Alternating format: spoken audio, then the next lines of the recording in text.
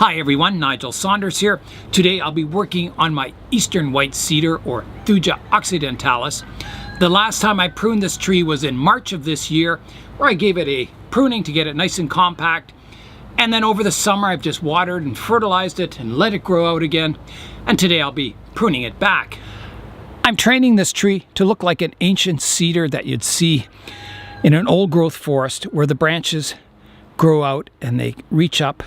So sort of like a hand reaching up, a cathedral style where they have those spires coming up and forming their own individual trees at the apex or the canopy. And the main trunk is kind of died back from, storm damage or old age. So that's the styling I'm going for. And at the moment, you can't see too much. It just looks like pretty well an ordinary tree. So I've got to expose all those cathedral style branches where they start to sweep upwards and kind of get it more compact so you can see the individual spires on the cathedral. I'll show you a reference photo showing the progression of a young tree to a really old, ancient, old growth tree, and somewhere in there is kind of my inspiration for the styling of this tree.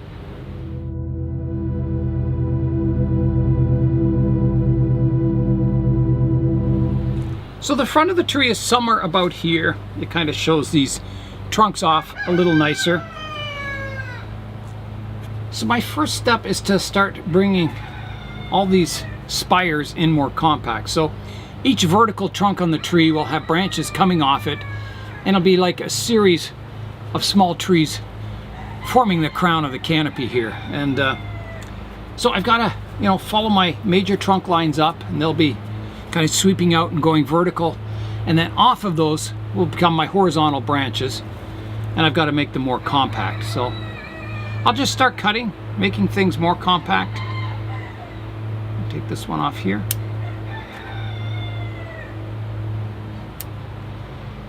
Right now you can't really see what's going on with the tree, so by pruning things more compact I should be able to eventually see the branch structure hidden beneath all this foliage. And I'm trying to keep good, healthy foliage on each branch. I'm not taking it back beyond the point where I think the branch might die off. I'm trying to keep all these branches alive if I can. Some of these hanging branches, I want to see the sweep, the upright sweep of the cathedral branches. So I don't want a lot of branches hiding that. You can see the curve here. I don't want a lot of branches hiding those. So I may have to prune some of the lower branches off, but that'll come in the future. I'll just work on reducing everything back for now. Here's a branch that's kind of down low, and I think I need to prune it off. I'll show you that up close. So right here, you can see this trunk comes up. It divides into two, and then there's a branch coming out the front. And there's this one that crosses the one behind, and it's too low. I'm going to get rid of it like that.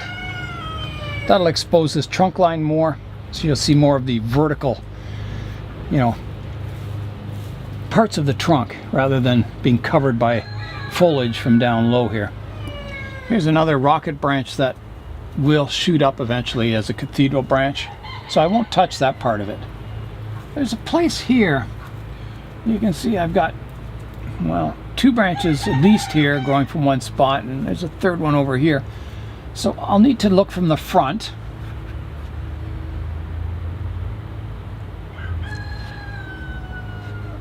And decide which one has to go. I think it's going to be this really droopy branch at the back. For starters, anyway, reduce this one back. Most of these cathedral trees don't have branches kind of drooping down to the ground. All the foliage is up high, because all these lower branches, they die out from lack of light. So you get a fairly tall tree. I guess this one's okay here. I'll just prune it back severely. And this one too. I got lots of new growth back here, so I think I'll take it off right to here. Quite a severe pruning. That really shortens it, makes it nice and compact. This one can come right off. Shorten this one. It's always exciting pruning these trees. You know, they grow all summer and get really bushy, and then when you go to prune them, you finally get to see the results of all that growth, and you get new branches you can pick, and it's always exciting pruning them up. There's one hanging straight down here. I don't want that. We'll get rid of that. Like that. I can shorten this one, or maybe even take that whole lower section off. I think I will. Like that. Well, I'm starting to see some of that nice upright structure there, and I'm getting other areas kind of thinned out.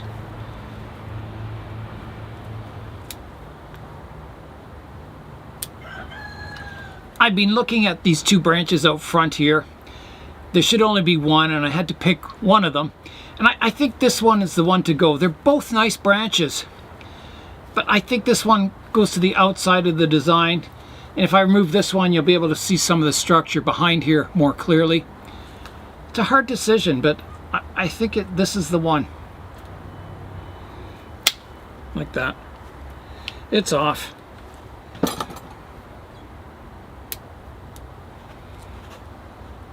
Oh yeah, I like that better. You can see all the structure behind here now.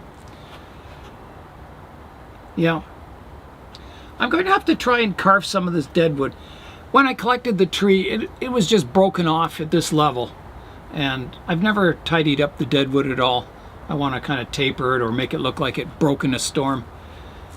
If you go back and look at the playlist for this tree, if you look at it now from when I first collected it, it's hard to believe it's the same tree. It's changed so much, and I think in a good way too. It was a rather awkward looking tree when I first dug it up. So as I reduce all these branches back, making them more compact, I'm starting to see more of the tree structure, which is good because I can, you know, further make good styling decisions. It's nice to see what's going on with the tree. So I've been letting this tree grow all summer usually, and then either in spring or fall I prune it back and then let it grow again. Eventually, as it gets closer to the refinement stage, I'll have to start pruning it midsummer, pruning it more often to kind of keep everything in control, kind of refining the design and the branches as I go. So maybe next summer, you know, I'll have to do a midsummer pruning on it because it's, you know, slowly entering that refinement stage where I'll be working, you know, on the detailed branches and trying to improve it all. Where you're after less kind of rapid growth and more slow growth and ramification. A lot of heavy reduction, getting it more compact. You can start to see that upright cathedral style, which I'm kind of excited about. I am. So I'm getting into the final stages where I'm just kind of, you know, looking at each branch now, pruning it back, pinching, just a general kind of cleanup. All right, I think it's time to do some carving on the deadwood here now. So if I come into that section, you can see it's just kind of, well, a stump that's been broken off or cut off with a saw. From the front view, you can see it kind of sticks out on this side a bit, so I think I want to reduce it, at least so you can't see this side of the stump from the front view. So what I'll do is I'll just get my pruners and just kind of grab it and pull.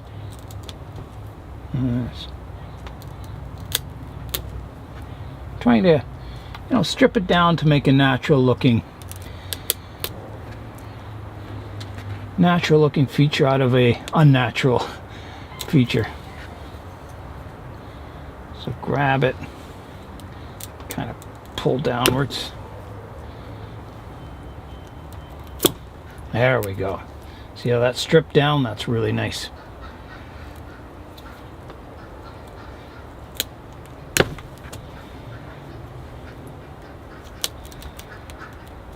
Pull downwards. There we go. That's good. There, nice. Right down to the base of the deadwood. That's good stuff.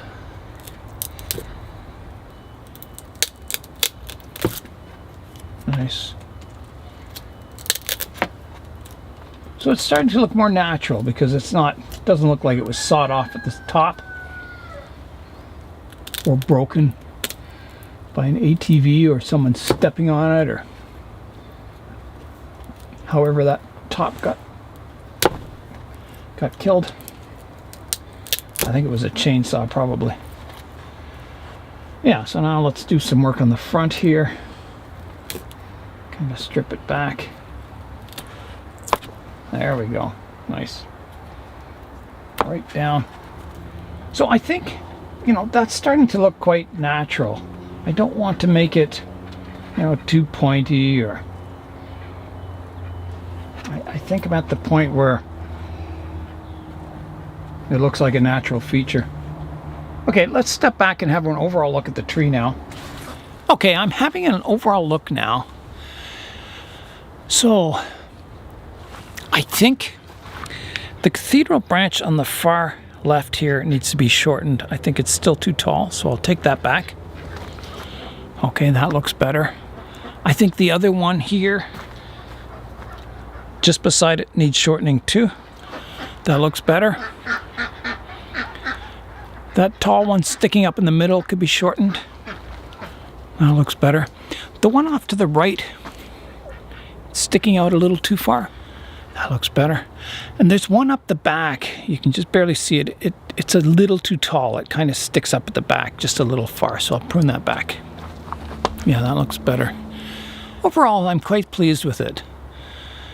I'm wondering at the top here on this branch, I've kind of got a double apex. One that goes more vertical and another one angled underneath it. I don't think I need that angled one. I think it's competing and it's too thick for up in the apex there. Off it goes. Yeah, that's better. That's much better. Well, overall, you know, I'm quite pleased. I think I could turn the front view just a little bit. Yeah, I think it's looking okay. Yeah, I think the basic skeletal structure of the tree is quite pleasing. I think, you know, just keep refining it, growing it. I'll rotate the tree around so you can see it from all angles. So here I go.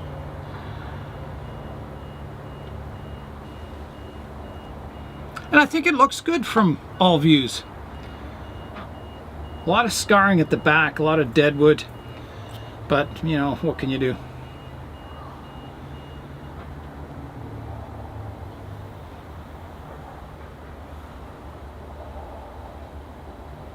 Yeah, so back somewhere to the front there. It's made a lot of progress over the years. There's a look at all the foliage I've taken off. That is a fair amount, you know. But I think the tree's looking good. It's going to make a fine tree in the future. A while back I mentioned that I was getting some 3D prints made. The spinners from the movie Blade Runner 2049, and Eric from the Makerspace called me yesterday and said they were done. So I picked them up and I'll show them to you now. Here's a look at the two spinner 3D printed models. The files were downloaded off of Thingiverse. You can get the free files and print them out yourself. So the first spinner here is Officer K's spinner, and the other one is the regular police spinner. So both really nice models. I was really impressed with the 3D printing. They're very detailed for the size of them. You know, they're only small little models, but really nice. I was really happy with them. So these are unpainted. I've still got to paint them, maybe add a little detail on that. But yeah, I can now do a Blade Runner themed bonsai. The large forest continues to get its beautiful fall colors. Let's get it up on the table and have a look at it today. Here's a look at the large forest. It's just glowing. It looks really beautiful, I think. So we'll keep showing it, you know, every couple of days so you can see the gradual transition from green to yellow to a straw color, and eventually the needles will drop off. My bonsai jade, or crassula, is flowering for the second year in a row, so that's exciting to see the flowers again. This jade is quite old. I got it from Hong from our KW Bonsai Club probably 15 years ago at least, and I've kept it as a small tree. Once it's finished flowering, I'll have to prune it back over the winter, getting it nice and compact again, and then, you know, letting it grow for the next season, and hopefully we'll get flowers again. The reason I think it flowers is that it's out in the greenhouse here, so it gets a natural light cycle. It gets the cool temperatures at night, you know, going down to just above freezing sometimes, and I think that's what stimulates it to flower, is that natural light cycle and the cooler fall temperatures. My Christmas cactus here is also getting flowers at the ends of all the growing tips this year, so that's exciting. It hasn't flowered in many years, so it'll be nice to see it all in bloom once again. Here's a look at some of the flower buds all over the place. That's exciting. Here's an update to my Ficus microcarpa, or ginseng ficus. This was just bought from a grocery store by my brother. I cut the roots off. The part that was grafted on here died when my brother had it, and it sprouted new shoots coming up from the root base. So it's all one tree now. It's not a grafted tree. So it's kind of exciting getting it looking like a miniature Vietnam style bonsai. There's a closer look at it now, and you can see it's not very big. It's a very miniature bonsai.